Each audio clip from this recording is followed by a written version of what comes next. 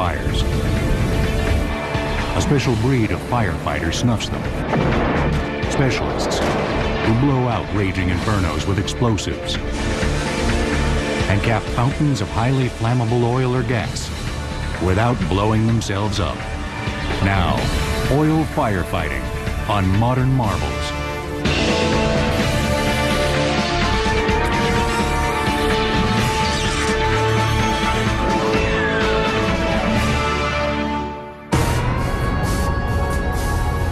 Welcome to disaster. It doesn't get any worse than a raging oil or gas well fire. Choking, burning smoke shoots hundreds of feet into the air. Without protection, the heat can cook a person's skin several yards from the blaze. But once it's out, it's even more dangerous. The specialists work to cap the blowing well under a shower of flammable crude. Standing beside a blowing well is like placing your head next to a jet engine, only louder. They're so loud that you put cotton and Vaseline in your ears and then you shove an earplug in behind that. Only a handful of men in the entire world are qualified to put out a fire like this. You gotta be careful nobody makes a mistake. Because it's not just jumping in and do this and do that. It's a lot more to it than people think. Every well fire presents unique problems, but the basics of the job are always the same. Put out the fire and cap the blowing well.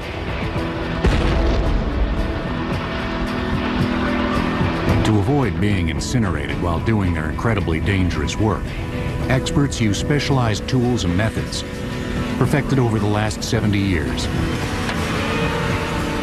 First of all, you have to gain ready access, safe access for the people to do the work. If there was a drilling rig and it caught fire and is burnt up, it means first of all the safe removal of all that debris from around the well. Firefighters use bulldozers to drag away the twisted wreckage of a burnt-up rig. They also use an AFI wagon, an A-frame trailer with a long boom and a hook on the end to grab debris. So we have to take it away a piece at a time, because if we do put it out, one hot piece of metal could reignite the well. Giant pumps spray a deluge of water over men and equipment, protecting them from the intense heat. This is one of our bigger pumps in our inventory. This is a 5,000 gallons per minute pump. You got the engine as your driver, the transmission, and the pump itself. Often the only thing between these firefighters and a raging inferno is a 1/8 inch piece of tin. Well, out of all the equipment we've got, from expensive to the cheapest and the smallest thing, this is probably one of the best fringes you could possibly have when you're on a rig fire. It's a typical corrugated tin. There's a lot of barns built out of it, same type material. The shiny galvanized sheet metal reflects heat. Firefighters also use it to protect equipment. As long as you've got water and you've got a piece of tin, you can stand up and basically touch the fire. There are many ways a disaster like a blowing, burning well could ignite. An errant spark, lightning, or the friction of blowing debris. It can even happen before a well begins producing. When sinking a well, drillers may have encountered greater than expected pressure from the oil reservoir trapped underground, leading to the failure of surface containment equipment. When the flow of crude is uncontrolled, that's a blowout. And at any time, that combustible oil or gas can catch fire. Traditionally, one of the most effective ways to snuff a fire has been to literally blow it out using explosives. It's simply robbing it of oxygen. You place that charge just near the base of the flame where the fluid coming from the well is just becoming oxygen rich enough to burn. And it's put in a so-called shot drum, which is nothing more than either a 55-gallon or 35-gallon barrel. technique of using explosives to blow out fires has been around since the 1920s. Today, blowout specialists occasionally still use explosives, but most prefer less destructive methods. The same water pumps firefighters use to cool themselves put out the fires too. Today, you go put 6,000 to 8,000 gallons a minute, you can extinguish just about anything with that kind of water supply in the right place. Takes a lot of the thrill out of it, but it's a little more practical, really. But the specialists also have to cap the well. Sometimes this is done while it's burning, if there's poisonous gas, or it poses a larger environmental hazard to put it out. Many times the team has to cut off a damaged wellhead before attaching a new control device.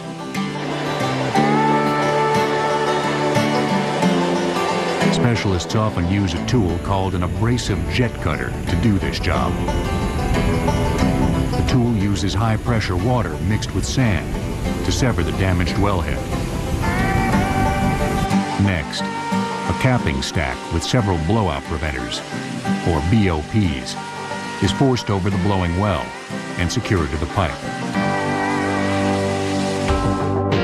BOPs are also used during drilling to control well pressure.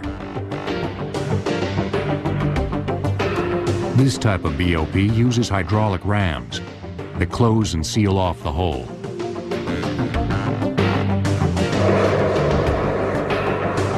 And when you actually get the pleasure of shutting the blowout preventers in, it's the quietest quiet in the world. It's a very good feeling. Clearly, it's a dangerous line of work, and it always has been. Thousands of people have died fighting these fires over the past century and a half.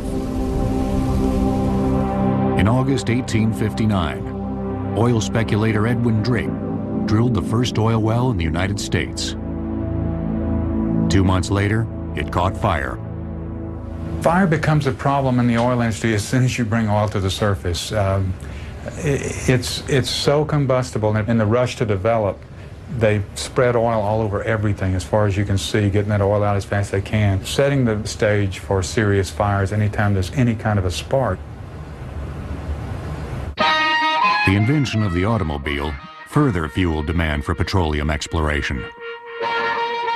Huge reserves discovered in places like Beaumont, Texas in 1901 at Spindletop ushered in the age of the gusher. A gusher occurs when drillers hit a greater than expected pocket of oil or gas, and oil shoots back up the wellbore uncontrolled. To add to the fire hazard, well owners initially stored oil in open pits before storage tanks were built. In the early fields, all the way into the 1950s, most of the fields burned, in part at least, when they were developed. It was just almost impossible to keep this from happening. But in 1922, Cameron Iron Works invented the first effective blowout preventer, which reduced blowouts and made drilling operations safer. Fewer blowouts meant fewer fires. Conversely, if a well wasn't producing as much as the owner thought it was capable of, a specialized workman called a torpedo shooter was called in. Torpedo shooters dropped explosive nitroglycerin canisters, called torpedoes, down the well to induce flow. And they would literally drop that down the well bore to fracture the rock down there, or the sand, so that it could produce more. That was an interesting group of men. I think it was once said that 2 out of 3 torpedo shooters died before they were 30 years old. It was a terribly dangerous line of work. One of those daring oil field workers was a shooter named Carl Kinley. Carl was a widower who worked in the oil fields of Central California to support his 3 children. On April 29, 1913, Carl was helping clear a valve off a damaged oil rig from a small fire. Until this time, no one had found a very effective way of snuffing these fires. They felt like they may have a way of controlling the fire with steam if they were to get the fire going straight up. And so the procedure called for using explosives to blow a valve off the well. Carl loaded some nitroglycerin and carefully placed it by the rig. But when he detonated the nitro, an amazing thing happened. The fire went out. Moments later, the oil reignited. No one thought much of the fire having gone out, except for Carl's oldest son, Myron, who was standing nearby. 14-year-old Myron Kinley knew he had just witnessed something important. Little did he know, he'd seen the birth of a multi-million-dollar industry he'd soon help create.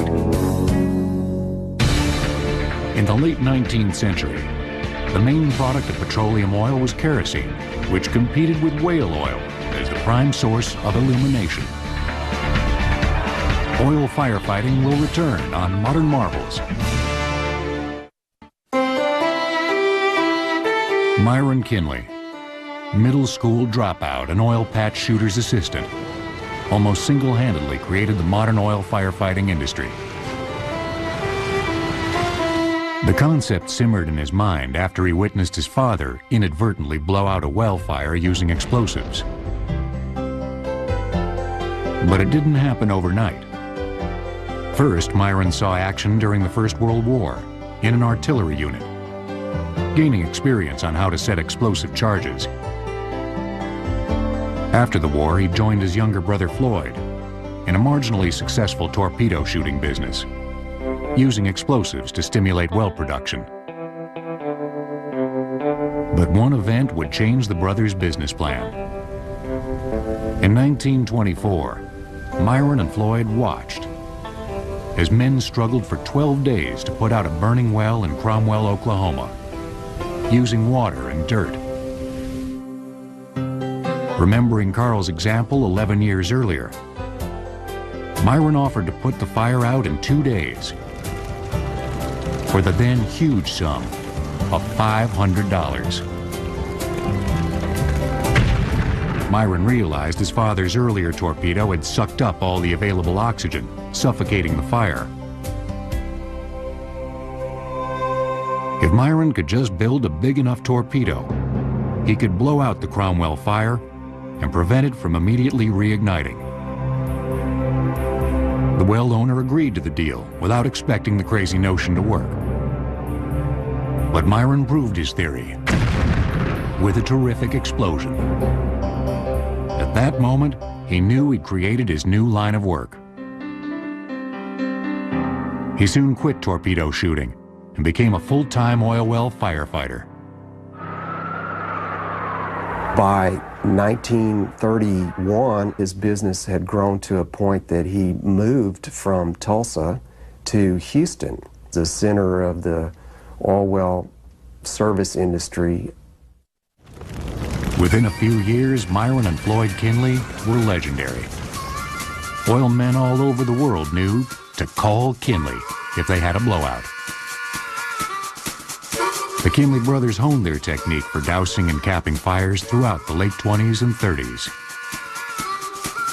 When they worked together, it was a very business-like atmosphere, and one person was in charge, whether it was my father or my uncle.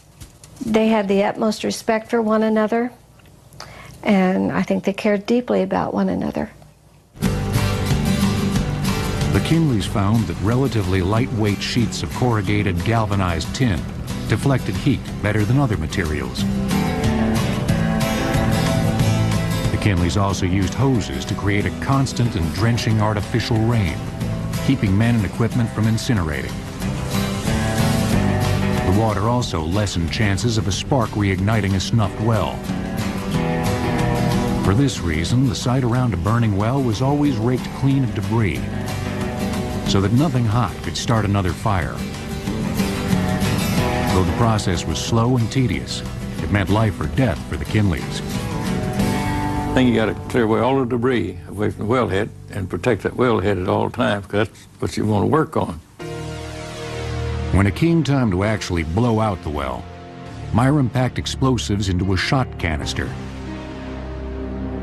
Dynamite caps were inserted into the shot to detonate the load when they had it where they wanted it.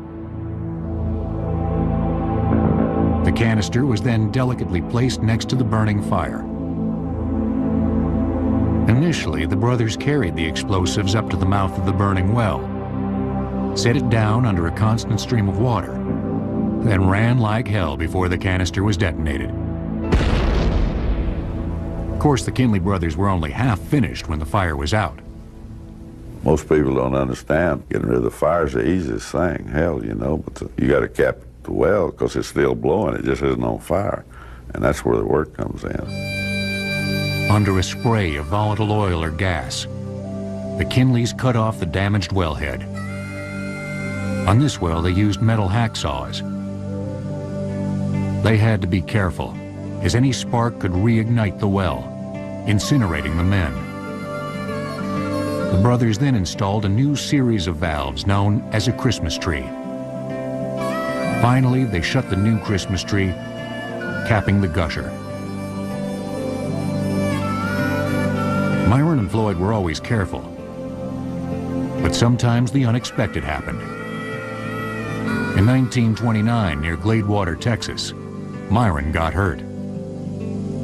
He was hooking a cable onto debris when his leg was trapped. He could have very easily burned up had his brother Floyd not been there very quickly to take him out of that situation. He saved his life. Myron was fortunate to escape with only a broken leg. The brothers discovered the hard way what worked and what didn't. They've had a monopoly, if you will, on the business of oil well firefighting all those years. But success had its price.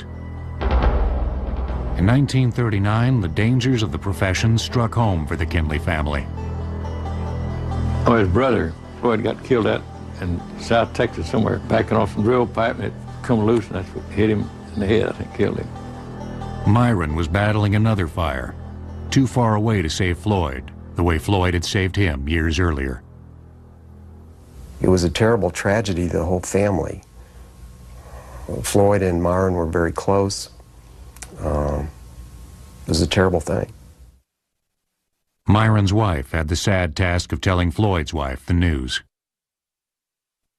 After dinner, I was sent out with someone to go to a movie so that Aunt Marguerite would be there. The house would be quiet. Mother took that way of telling Aunt Marguerite about the loss of her husband. Aunt Marguerite thought she was going to see him the next day, you know, go down there and all, and he was dead. With Floyd dead, Myron needed an experienced partner to help him with all the business coming his way. It seemed as if there was nobody else with the skills, bravery, and foolhardiness necessary. That is, until the greatest oil well firefighter who ever lived walked into Myron Kinley's office looking for a job. In 1931, Myron Kinley battled an oil well fire in Romania that had burned for more than 2 years. Myron capped the well within 3 months, capturing international attention. Oil firefighting will return on Modern Marvels. Throughout the late 1930s and 1940s, Myron Kinley continued to use his tried and true methods to put oil fires out, with modest technological advances. The introduction of heavy-duty Caterpillar tractors sped debris clearing considerably. In conjunction, Myron modified a logging trailer, known as an eighty wagon, to suit his needs. The eighty wagon was important in the history of the profession because it allowed the well control experts to place the charge exactly where it needed to be placed. And an eighty wagon is simply a big, large boom that can be backed into the fire, and it can be raised and lowered and manipulated into exactly the right spot. Eighty wagons could also drag away debris. It's a tool still used today. This wagon is ready for transport. You see the A leg, we call it, on top. It folds up vertically when it's in use. We have a series of block and tackle that have a 1-inch cable that goes to the drum or winch of a bulldozer. That conveys this boom up and down. Despite these advances, putting out oil well fires was still an extremely dangerous way to make a living in the late 1930s. No one knew this better than Myron Kinley. Myron was working on an oil well fire near Baytown, Texas. He was loading his shot canister full of explosives in preparation of being able to shoot the fire out, and the canister prematurely went off.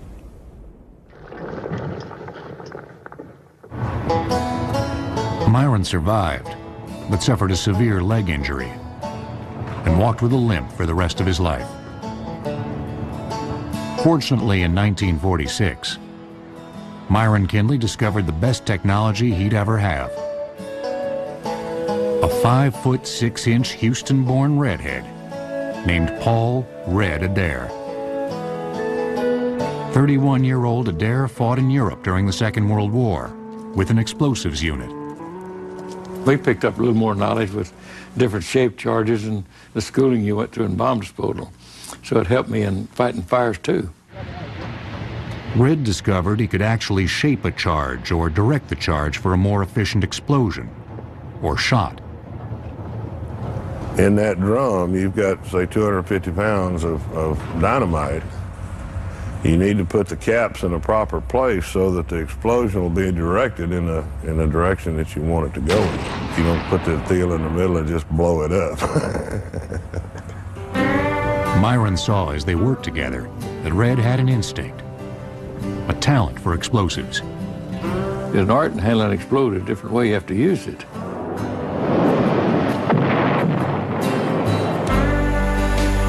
Working with Red in the shadow of a roaring, blowing well, Myron devised a communication system based on hand signals. At first, Mr. Adair actually went on jobs with Myron, and then as more and more work came about, it was necessary for the two of them to split up occasionally, much like Myron did with his brother Floyd. Red Adair soon outshined the older, injury-racked Myron Kinley. And he began to develop his own style for putting out fires. The hellish nature of their occupation drew the two men together.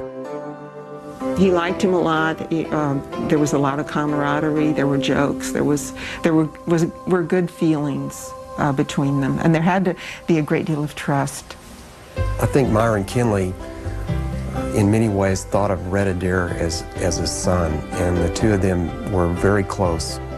But Myron was unwilling to give up fighting fires entirely, or give over the company to his protege. In 1951, as Myron curtailed his own schedule, Red hired Boots Hanson, a former field hand, to work as an assistant. I went with Mr. Kinley because he was crippling one thing or another. He'd been in it longer than Red. He had a way that he did a job, and when I worked for Red, I learned how to do it a different way, and a lot of times it was a whole lot easier. In 1958, Coots Matthews, a worker for the Halliburton Oil Field Services Company, joined the Kinley Company as another assistant. Boots and I were their helpers, just how it rotated. Sometime he went out with Mr. Kinley, and sometime he went out with Red. It just how it felt, you know. Also in 1958, Myron attempted to put out a monster of a fire in Iran called Awaz. Despite all his experience and his best efforts, Myron couldn't kill the fire. While making a second attempt at blowing the fire out, he suffered a mild heart attack. Physically and emotionally exhausted, 62-year-old Myron called for Red back in Texas for help. And he came to me and said, I think we met our match. I said, oh no, we can get it. So we built up a big horseshoe-shaped charge. Red crafted a charge in the shape of a horseshoe to fit around the mouth of the well. He had 5 failures, then success. Boy, and he was happy. Got it this time. Boots and I capped it. Despite his heart attack in Iran, Myron was still not ready to retire. But Red Adair was ready to move on. In 1959, Red abruptly left the M.M. Kinley Company and formed his own oil firefighting company, taking Boots Hansen with him. Coots Matthews followed within a year. For the first time, the Kinley Company had real competition. Two legitimate oil firefighting companies now competed for business. I think my father was disappointed and hurt, perhaps, not so much that Red left the company, because I think that was inevitable.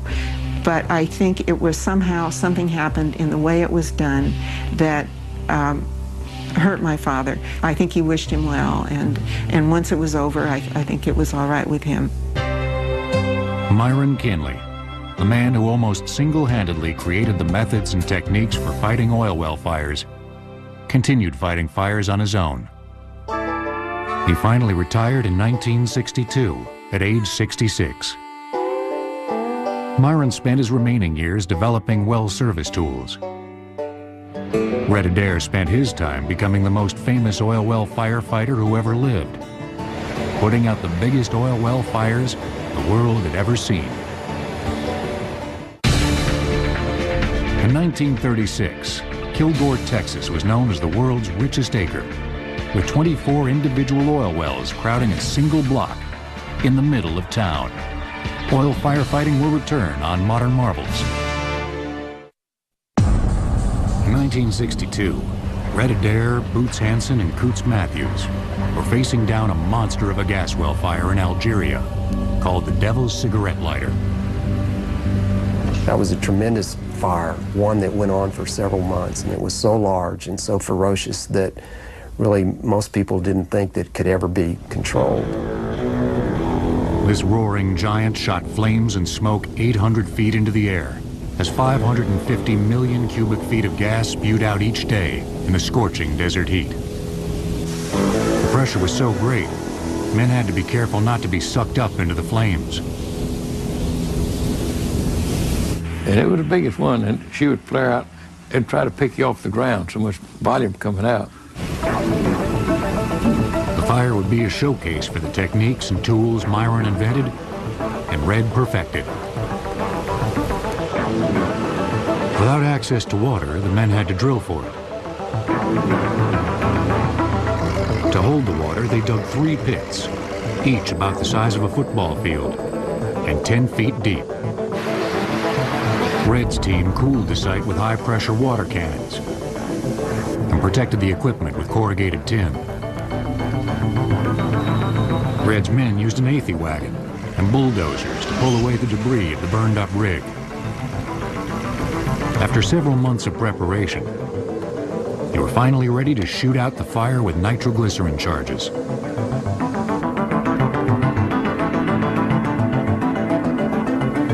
We shot out like 750 pounds of 100% glycerin. Now that the well was no longer burning, the men attempted to cap it. Red employed a sand line cutter, a tool he had been using for several years. The sand line cutter was a sand resin-coated cable looped around the wellhead. Winches on opposite sides pulled the cable back and forth, cutting the wellhead off like a bandsaw. The men then forced a blowout preventer over the blowing well and secured it to the pipe. A delicate operation when even static electricity could reignite the well and kill everyone around.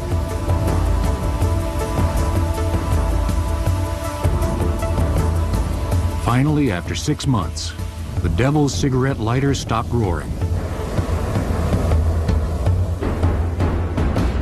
The amazing feat captured the world's attention and propelled Red Adair to international celebrity.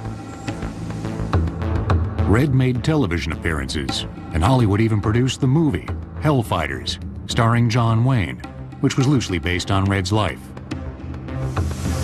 In between Red's celebrity appearances, he joined Boots and Coots in putting out fires. These jobs sent them in all directions. On one occasion, Coots traveled with Red overseas to put out a well fire in Africa. Red, before we could get on the airplane going down in the desert, down to Algiers, well, we got another job in Mexico. And hell, I turned around and got back on the airplane. But when he landed in New York, Coots learned that the fire in Mexico had gone out, and he wasn't needed anymore. So I got back on the airplane and headed back to Paris, and I guess just got seated on that damn plane. This girl asked me, was that my first transatlantic crossing? I said, well, if I make it, it'd be my third one this day. And she thought I was a nut. She never asked me a damn question after that, but it was the truth. Despite the camaraderie developed from years of risking their lives together, Boots Hansen and Coots Matthews abruptly departed the Red Adair Company in 1978. Their business immediately took off and became very successful. He said, what are we going to name the company? I said, we got to call it Boots and Coots. And he said, how about Coots and Boots? And I said, of course, the B comes before the C, so he was the president. Which wasn't a very good honor either. But they weren't Red's only competition. In 1975, with 23 years of experience as a drilling engineer, Joe Bowden Sr. started Wild Well Control in Houston. Bowden's Wild Well Control would grow to become one of the most successful band of blowout specialists in the world. By the late 1980s, more than half a dozen firefighting companies had formed to meet the demand of the industry worldwide. With the next generation of firefighters ready to take over, Red, Boots, and Coots might have been contemplating retirement. But they'd have to wait just a little longer. In March of 1991, Saddam Hussein created the mother of all oil well fires. Iraqi soldiers retreating out of occupied Kuwait during the Gulf War set every oil well they could find on fire. The country was one gigantic fiery blowout. The world turned to Texas for help. We flew all over looking over. When you first get in, it was a heck of a bad-looking sight. Even all of us that have worked on well fires and blowouts all our whole life, no one ever saw hundreds of wells burning at a single time. Experts estimated it might take as long as 10 years to put out all the fires and stop the environmental devastation. But the fires weren't their only concern. When a well wasn't on fire, it would be oil would be 1.5 feet deep all around it, and you didn't know what you're stepping on. They had landmines everywhere. But despite the dangers of a former war zone and the hellish appearance of the landscape, the firefighters soon realized that this inferno might be easier to extinguish than they originally thought. Hussein's men had blown off the tops of the wells, which set them on fire, but left the structure underneath the surface relatively intact. The introduction of the first new firefighting tool in decades also made the job easier. Most of the equipment that we use on a day-to-day basis has been around since the 20s. There's no new technology except for the hydraulic jet cutter that was developed during the first Gulf War. And you can cut a wellhead off now in 30 minutes as opposed to 30 hours. The abrasive jet cutter uses high-pressure jets of water mixed with sand to physically sandblast through the metal with 10,000 pounds per square inch of pressure. The abrasive jet cutter, invented by the Halliburton Company, was a new tool the industry desperately needed. The Texas companies were joined by a top Canadian company, Safety Boss, but the overwhelming scope of the disaster encouraged other less experienced international teams to get involved. They achieved far more success gaining publicity than they did putting out fires. A Hungarian company came with a jet engine rig to literally blow out fires. That was funny, comical. They called it a big win, that's what it was. a jet engine. It got all the publicity about what all it did over there. And the actual truth was it put out 3 small fires. And it took quite a while to do that. In the meantime, the Big Four knocked fires down and capped wells. We get 4 and 5 wells a day. That's how we got through with them so quick. A disaster that threatened to last a decade was out within 6 months. Red, Boots, and Coots made a fortune putting fires out in Kuwait, a suitable cap to their long and illustrious careers.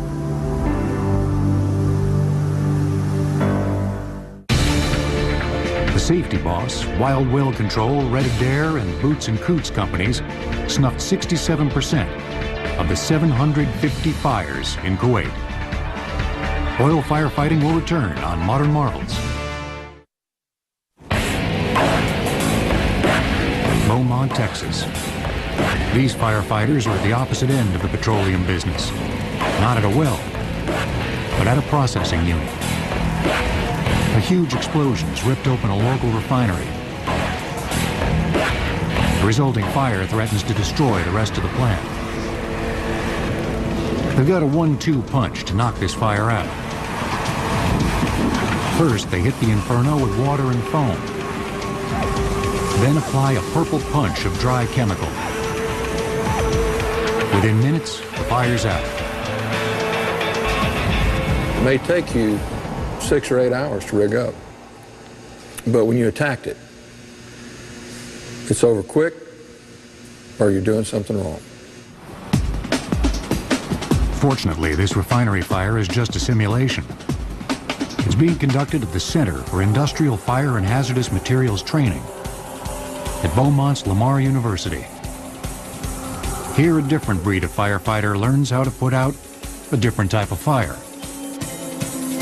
In an industrial situation, firefighters could face both a pressure fire, a liquid fire in motion, sometimes under pressure, and a static fire, such as a tank fire. Fortunately, these guys are learning from one of the best. Dwight Williams, of Williams Fire and Hazard Control. There's been a couple of fires that I said, you're either going to kill me or I'm going to kill you. And it's come to that. Dwight's been fighting fire since the 1970s. His specialty is killing storage tank fires, the biggest ones on record. One of the most dangerous events Dwight may face during a storage tank fire is the possibility of a boil-over. During a torrential storm, the weight of rainwater can sometimes cause a floating roof to fail, exposing the oil inside. A boil-over may occur when a crude oil storage tank burns out of control for hours. The boiling oil on top creates a hot thermal wave, which sinks and reaches a layer of water near the bottom of the tank, essentially causing a steam explosion. So rather than the fuel burning inside the walls of the tank on the surface of the fluid, it will cause that to basically erupt and expel or eject all of the fuel that's in there all over everything, and then generally involves many more because there are lots and lots of storage tanks near each other. The objective is to put the fire out before a boil-over occurs. To do that, Williams Fire has developed a host of tools and techniques. The best protective clothing that you can buy is distance. We like to kill fires long distance. We like to do it with the artillery.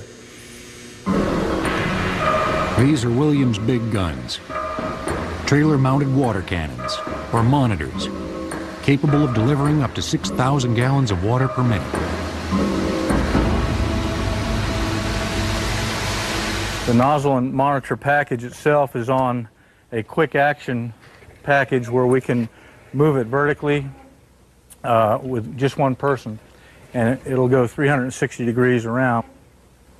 We mix foam here at the nozzle with the water, make a foam solution delivered as a finished foam. It's got the ability to flow 1,000 through 6,000 gallons per minute, and it's portable.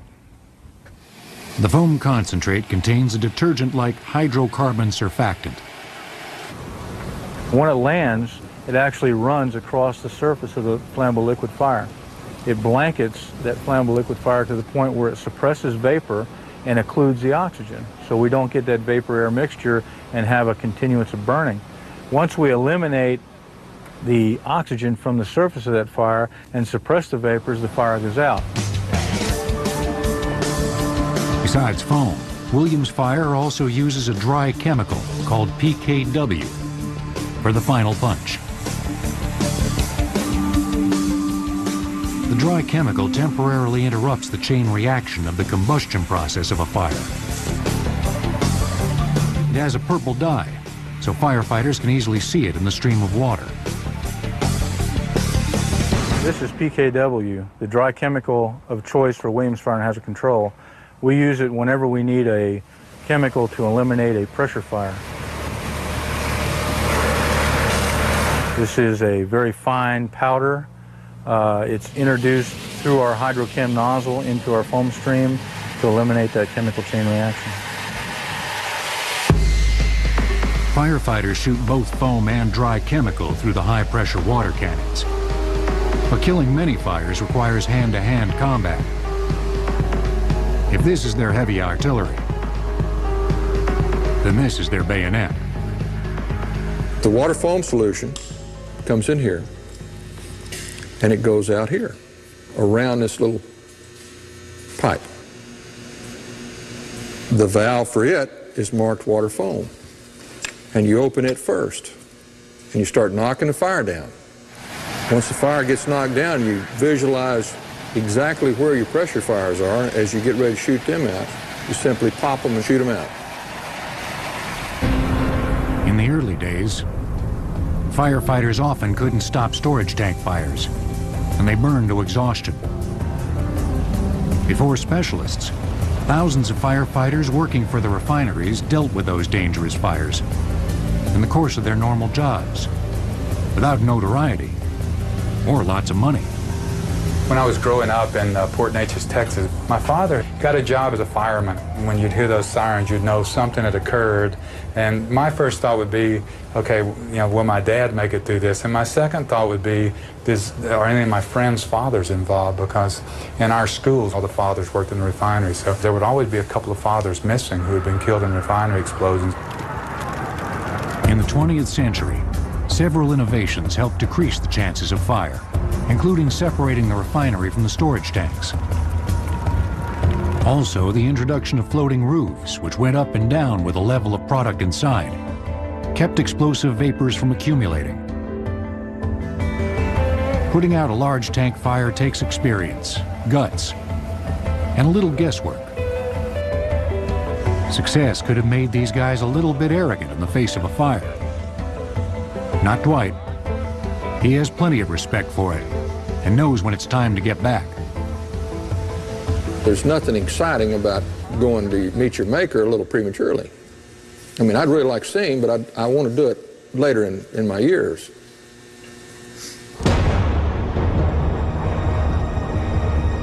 Whether it's well fires or refinery fires, the firefighters who put out these infernos are like none other. Sure, they use modern tools and technologies, but there's also a little something extra. Part intuition, part bravery, and a bit of Texas bravado. Given half a chance, these guys could probably put out hell itself.